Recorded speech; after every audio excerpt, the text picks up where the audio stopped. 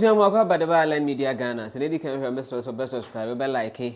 na do comment we feel free we dey ato ho ede aman e be kenkan ede ama na sabre de ye de ni echirem ewo NPP Osunu Kokruko asoye. Omo General Secretary JFK Justin Kodua Frempong abekasa. Anope okotena na 2 TV show ewo Sinipain program ni the morning show ni fe na Sinipain. Yes, what in same baby and akwakoto. Na host ni bisa ne say ase omo ho pre omo ye omo niam tentem dodo. And no say wo hwe the kind of entwa omo die wo omo ne eye NDC abato no ye to ye no entwa omo die no a na ka so omo twenya till October no makwakoto aba. No more omakoto aba koyi omo primaries a emwa if you say near course or party ni near course social media to say we nipa we camp and we come to we camp on camp nipa we wa ha ama party no ndichemu abam ana omo nso a omo di party ni ho yaw omo no mo support party no businessmen a no mo do musika no mo ne ma de boa party na omo bufu ye because of omo ankasa ne mebo mo ye ya mo bufu ya omo twe mo ho free party ni mu no e wo se sa abre ye wo so mo kom nyina nan so nom ko kasa all the party members no supporters ni nyina omo no kasa no mo san bring back the love and wo NPP ko ni ma na mo ho odin na bo NPP dey say yes wo bo party din no enne omo acheche no e wo say omo keka omo bom se na ebe ya omo betuma kwaje abrenwa no afiri NDC nsam 2028. This year November or December. Now I had 24 months to the general elections. Okay. But party well you should not margin yes no. What so we train akope sa brena. Na time ben about my best start as a reconciliation. Na be call round your call for before o man to aba and your call for bibi ntino. You need so much time to work. To be a ubedi nkuni bia January 31st bia ye to we have more than 2 years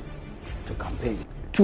In fact, so better to normal crowd party no cry ye ne sa no man no better to normal ye reconciliation be call baby ese your for mo businessmen for bia no mo di echi o man ye no. It takes time. And second na bia 2027 na dey aba. Then 2, imagine say they course social media, course Facebook, course Twitter. Now, because I will to presidential primary next year November, we will transfer you to next year November. What will happen to the party? So it is never the fact, Sanya, and for air can say, Mopese Moyan in Tem, na moto free a soro said a bear, Nipa obewin no abeye CCCC nanako, women pel, women pel, and yes, Anna, there be, but when no yardrin said. It's one of the disadvantages of tier 2 and 10. Okay. Because Bibiano won't mean 100%. And of course, you're to the United First we are a flag bearer of the party. There's a possibility, say, because we have a flag bearer, ABA call for a using the thing, or be a no quality marker say, when I met him now in Ejuma, when I met him in Ejuma. But I'll be very surprised. Say in 24 more place on the 2 franc Kama party. Whoever wins will go that route. Then if I can know an so person will win the 2028 elections. Okay. Because income. So person will win the 2028 elections, then you will need everybody on board. Okay. Because okay say what we need. Won't mean income juma. Now Picodia. Income will need to for no. No work. Onya do for. So it means say onya nko 2028 no kra no wo lusu nko for e wa bato no. Enti adwe akofo ka. But I doubt say impenifor mo pre. Now ye nya bre say be 2028 elections no. Obi be gina aka say e bia we na mepe no na we na mepe no. Say ka wo hwema. Ye be kwa bato. I should be one of the first people make us a okay. Because said the worker possibility. Maybe you could flag by because general secretary cried me. But I'm looking at the bigger picture. I'm not thinking about myself as general secretary. Say, per se, ye to me so aba wi ansa na ekoi presidential say be ya wontimi e metata me but no me say me dream me nkwa me ho na me hwe dede ekoso party nim na me ka say ye tena wa ma sa dede ne me ntimo ase akoso to next year be November ye ho nya Ghana fo akono bi okay ene nko ni me ya adwuna eno ma boni a ndis aba we ye nyina no yintimi nka wasem NPP because if you enjoy we say oka kakra inkuma so support no woto e ka asafofro abet ebia so ka asem kwa ma no ebia to the interest here who leads the party general dey obo me ni abet echi oh sir ubo hu me kakra bend ye beji atusa enna Suarez or Toy o dem de Suarez abet o de Suarez Suarez or Toy oh enti focus kra na my communication no I think exactly until you show we nyina o dey imagine say ya to no January 31st year see how our communication will change because that time there aspirants in be there anywhere until nyina will be fit in line to work me no ka say party communication as part of reviewing our communication because inside there higher 2024 ya ye bibia wi a ya hihye ne say you set up committees ya to yon call for more parliament yon call for no more former CEOs former ministers yon call for no more communicators e ba say bia health once ma you say say uncle fu na be kasa ma part no exactly e ba education na say uncle fu na be kasa e ni nya to na mum enko for na ka e bo be ka health na asema mai o ma ko campaign managers ama aspirant A aspirant B nti sa ahoɔden ne aniɛden akae sɛ ɔmɔde tenase de yɛ sɛ adwuma no ɔma attention has been divided the emergency ato nyina awie ne nya sa nkɔfoɔ nyina akɔ our communication will be very stronger abuso was not to us ka say eye oma almost standing for flag bearership no emo obia mfa nhye ni tirim say oba be kasa ama wo no no mta wo bi achi oye neutral ndi no akasa kire obia say mpanimfo no party mpanimfo nyina say obia standing neutral na ma no oba say okokasa ama we ananso kota wo ye china say we enwini a na say we be fa na ye say enya ade a obetuma fa no ye adwuma meka say time ma me ba no na wo so wo mpeme nipa asumasi ena na wo pe no na say ene na say nipa na ata na chi na ntumi enwini na so lu so a mentumi mfa no nya adwuma on pesa sa de ne be koso enu nti no no stand as neutral on be so beta obi echi no de afutuo no sa afutuo no so e de ma party mpanifo a aka no nti inkomesro mo bia fan hye ne tirim se me mekasa ama mo as general secretary ebia bibia koso no ye ja favor nipa ba ko bia na se nipa nwenu bi o se ne pen ama me ka wo fidie so o na tuha se mo bia fan hye ne tirim se me ya de na ma inkum na se me ya ma Suarez ade no se ye na wo fi se wo tenase na wo sese na eboa wa ene wo na watenase aka se bi eboa but no wo na ho adwenti na me de ye me the party's interest in here dey here amanfo asemo ana omo busa ene se wo hwe ebi te se 2023 to be honest say as general secretary wa be kan okra everybody saw say the hand of the government was directly behind one particular person ye happy obia the CEOs whoever or ye government official no ye kan omu nyina kodi one candidate echi enti nkofofo se ebia na saade no motena wa ma chire dwoa ebeye de so mbetimi aye enti yenya ne ntem so that still no sa ohyew no ebewo ho am yetimi ahwepe nkofo in line see edikai party ni abe okay see opposition obeka sese am obi anya obi a ana wouldn't so the NPP pa obetima hu se yonkofo bia first no more candidate A so many will be omaba candidate B and they will say yonkofo bi so no more candidate B a so ma ko candidate A and obi na show there be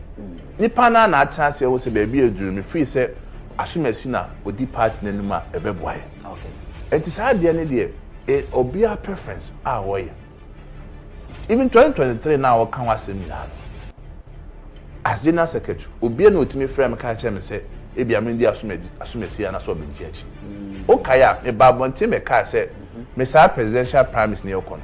me support obia okay wa be wini bia no wona be department ama me kwa confederate ka say our advice national officers regional officers and constituency officers say obia stay away sure no obia remaining neutral because okoyi wani kodi obi achi na nipa ko na anya na nipa fofo no komini a ebe den say trust ebebem okay and I still maintain that position oh na say bi o ka asem na nipa dodo na ntwase no mo no nya adwua it makes implementation very difficult okay and I repeat it on this platform say me obi a your officer of the party there twu free sa presidential primacy and can carry a national or a regional officer if you say why yes sir now ko yi wenim na oni pa na nya no bi pa foforo kunya e be check the issue the problem be beba because when they are referee the referee akọ gina say we gina we aside there obet me the match wonde ni ye onye ni ye nti ema obi anya bibi se obi ye bibi e dey favor one candidate bi there be o dey obet match ma de ba abushare ni sa yam fi ni nkyem o asonase kumase asonase na encheye na kusasifo chief bi oho ni pabonifo bi kobo ni tuokunu a ye besine ye hu ma ekodi sa awuo no na friday etwam ya obi a ono nso nam ne baabi nkofo mienu bi omoti motorbike so ono nso akobɔ ni tuo emma sese ame no ka se ono nso atoa yanom ewo ensie do ho nsema be bebre ma ene wudi wani kyerem wo asawase a ehu bɔ aba hɔ yiye pa omomo mote hɔ no kyese omusuro efi se wo hɔ wosi yakun obi obetisi yakun obi nanso wuni madekwa nanso edi yakun nipa no ana nkofuku a ɛbɔ sa abra no ma nam so ma ene IGP yo honu ede ne mrantie na akogu krom hɔ nom se efiri na ekɔ eye moto bia bi twam aso asi krom ho bia no yen expect moto no yen hwehwɛ yen search nipa wote so no yen hwehwɛ ne nioma nyinaa mu na wasan so ama won se police ni baako search obi no wu police ni baako na wo aka na so wu police ya na police fu am wo ho no mo be alert adi bia be firi mu ababia no ma take action ema mo nhwɛ ema nipa no go search ma no so nsan go fa sem from fama enti se police ni baako search no na baako nso ana mo maka no nso was standby am nso ma alert hwɛ de ebekoso ewo honom ye hwɛ video ni bi mu kakra bi say sisia me no ka say operation ekoso pa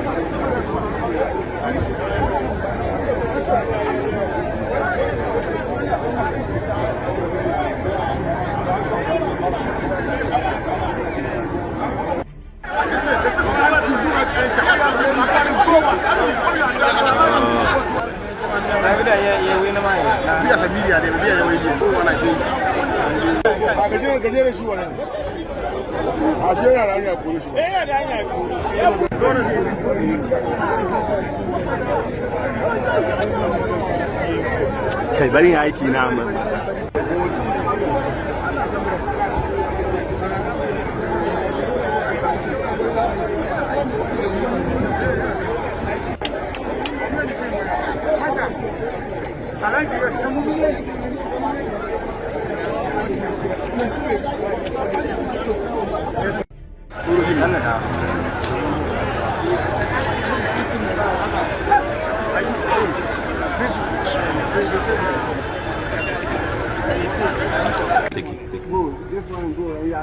sitting down with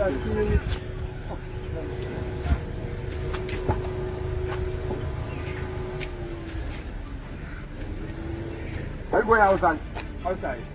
Ebusia na etie no efisa asonwase ayehu yie IGP obono homode disi o uduru asonwase a eye police ani soldiers adikru nafa omo hwe sa asudwe ebekoso ewo ho eden na ekoso wa asonwase debe pa na ekoso a emeye kunkum nipa omo yekunkum omo no obi na asomase emekun omo ana so maye bibi na yekunkum omo minu mienu de yenim na emo police fa sure say omo ni di nsem na chi eye nkofo a omo kunkum omo ni nyina no omo gu so omo investigation omo edi sa abone no they will bring them to book na yehu emra no enso anu won adi sene emra no esie tu wasonwase a no wahwe hu yie efi se ehonom ayehu kakra nanzo police for ni soldiers for aba no minim se bibia ebeye kama aha aye ala media ye ni di nsem ye chi de mefiri mu aba bia no medbeba abesomo makra